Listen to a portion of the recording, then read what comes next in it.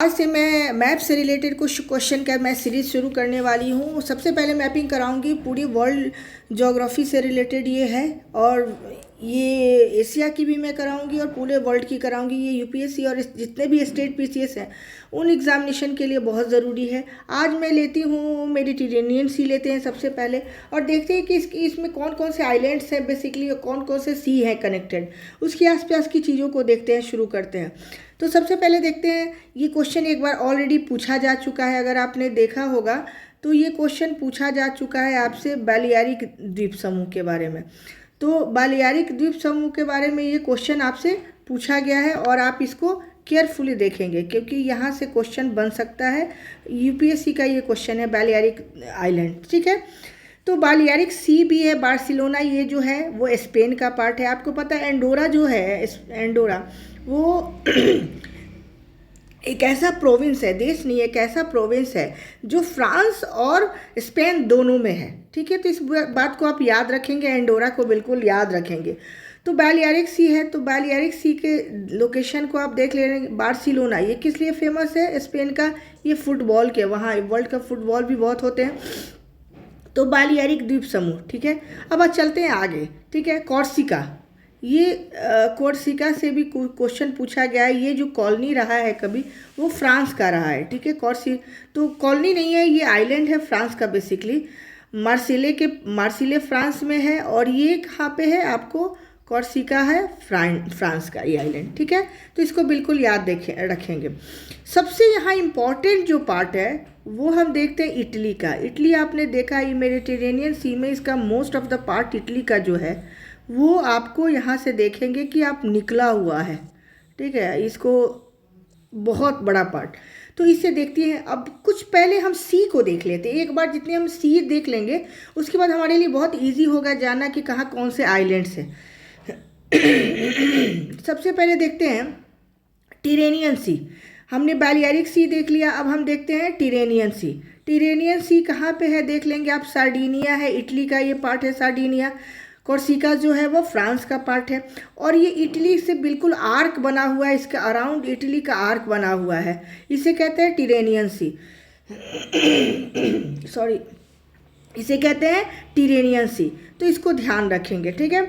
उसके बाद नेक्स्ट जो आते हैं तीन सी, एक ये सी हो गया, उसके बाद टिरेनियन सी का ये एरिया हो गया, आर्क के बीचों बीच आयोनियन सी है, ये देख लेंगे। यहाँ दो आर्क बने हुए हैं, ये इटली के दो आर्क बने हुए हैं, ये आयोनियन सी है, ठीक है। आयोनियन सी बहुत इंपॉर्टेंट है, एक तरह से ये कह सकते हैं आयोनियन सी जो है वो इटली और ग्रीस के बीच में है। देख रहे हैं इसकी लोकेशन अगर आप देखते हैं तो इटली और ग्रीस के बीच में है। अब देखते हैं बहुत सारे ये जितने कंट्रीज़ हैं, ये सोवियत रूस के पार्ट कभी ना कभी ये हुआ करते थे, ठीक है। सोवियत संघ के पार्ट थे। और जैसे बोझ ये सब आपको पता है, फर्स्ट वर्ल्ड वार के जब आप पढ़ेंगे तो ये पूरी ये हब थी। ऑस्ट्रिया, हंगरी जितनी भी थी ये यहीं पे कह सकते हैं, यहीं से शुरुआत हुई थी फर्स्ट वर्ल्ड वार की। तो इस समय क्या बहुत इंपॉर्टेंट है, जब डिवीज़न हुआ यूएसएसआर का, तो ये सारी चीज़ें यहाँ से ये सारी बनी हैं। तो ये क्वेश्चन यहाँ से बिल्कुल कभी भी नहीं पूछा जाता, हो सकता है कभी कैपिटल पूछा जाए, लेकिन एड्रियाटिक सी है, और जितने ये कंट्रीज़ हैं यूरोप के और उनके बीच और इटली के बीच में एड्रियाटिक सी है। तो एड्रियाटिक सी की जो लोकेशन है वो आप एक बार ज़रूर समझ लेंगे, इन के बीच में है। ये क्वेश्चन भी पूछा, एड्रियाटिक सी पूछा जा सकता है।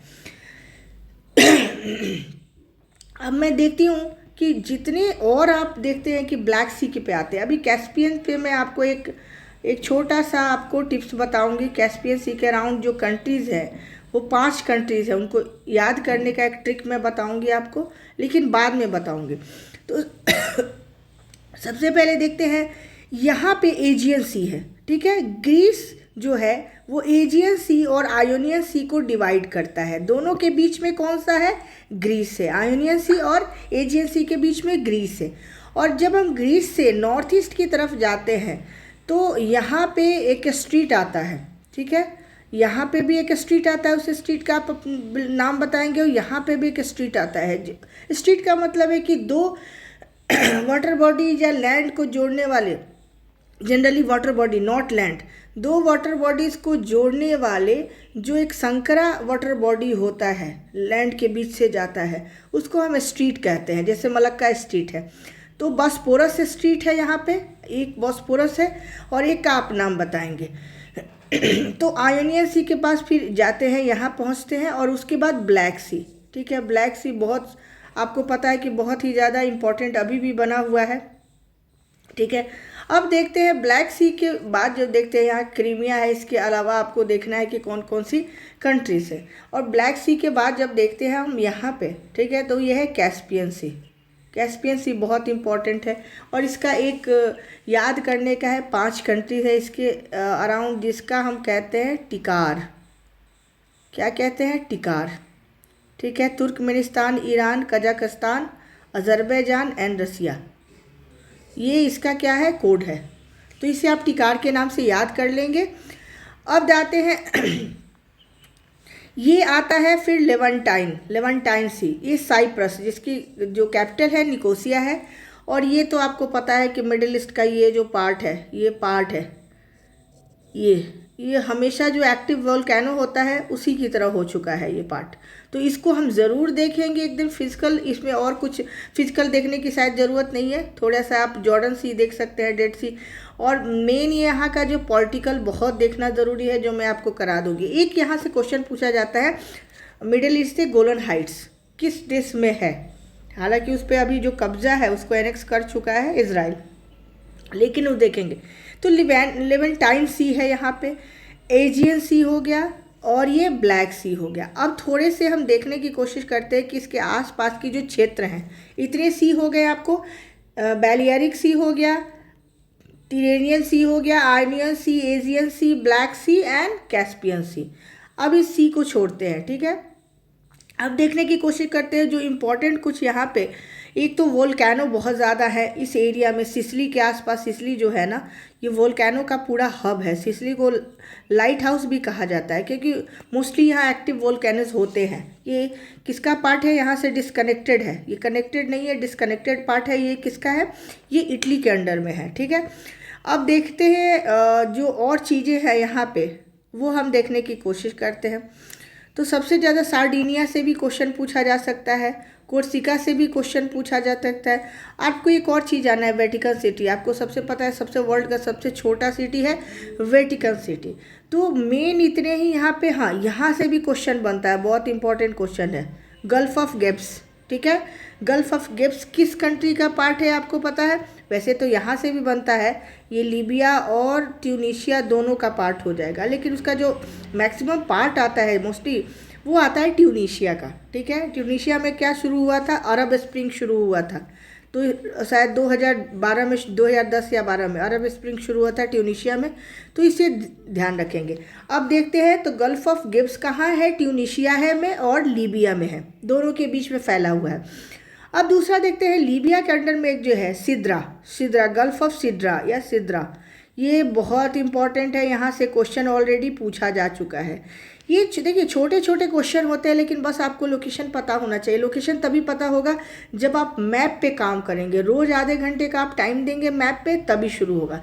अब ये ज़रूर आज एक मैंने आपको ट्रिक बता दिया जिसे आप याद कर लेंगे। ठीक है, अब एक दिन हम करेंगे इसके अराउंड जो कंट्रीज़ हैं वहाँ। वैसे तो क्वेश्चन नहीं पूछा जाता, हाँ क्वेश्चन यहाँ से जो यूरोप से और भी क्वेश्चन इसके अराउंड जो क्वेश्चन बनते हैं वो पूछा जाता है कि डेन्यूब नदी कहाँ कहाँ से गुजरती है, किन देशों से होकर गुजरती है या किन देशों से होकर नहीं जाती है, कौन सी सीमा रेखा को टच नहीं करती किन देशों को। तो वहाँ से क्वेश्चन पूछा जा सकता है। ठीक है, और आपको अलेक्जेंड्रिया भी पूछा गया है ये क्वेश्चन, ये कहाँ है? ये इजिप्ट में है। ठीक है, इजिप्ट का पार्ट आपको पता होना चाहिए बिल्कुल। यहाँ रेड सी, बिल्कुल ये रेड सी जो स्वेज कैनाल का पार्ट है, स्वेज कैनाल का, वो इजिप्ट में ही पूरा है। और उसके बाद यहाँ कौन सा है? उसके बाद इजराइल शुरू हो जाता है। तो ये सारी चीज़ें हम देखने की कोशिश करेंगे। अब जो नेक्स्ट जो उसके बाद का जो चैप्टर मैं लूँगी, उसके बाद का जो चैप्टर लूँगी वो मैं अभी यूरोप कराऊँगी। और यूरोप पूरा कराने के बाद आपको मैं ज़्यादा देर का नहीं वीडियो बनाऊँगी, 10-10 मिनट के एक छोटा छोटा मैं वीडियो बनाती रहूँगी। और यूरोप का कराने के बाद उसके बाद मैं साउथ अमेरिका पे एक वीडियो अपलोड करूँगी। तब तक के लिए थैंक यू।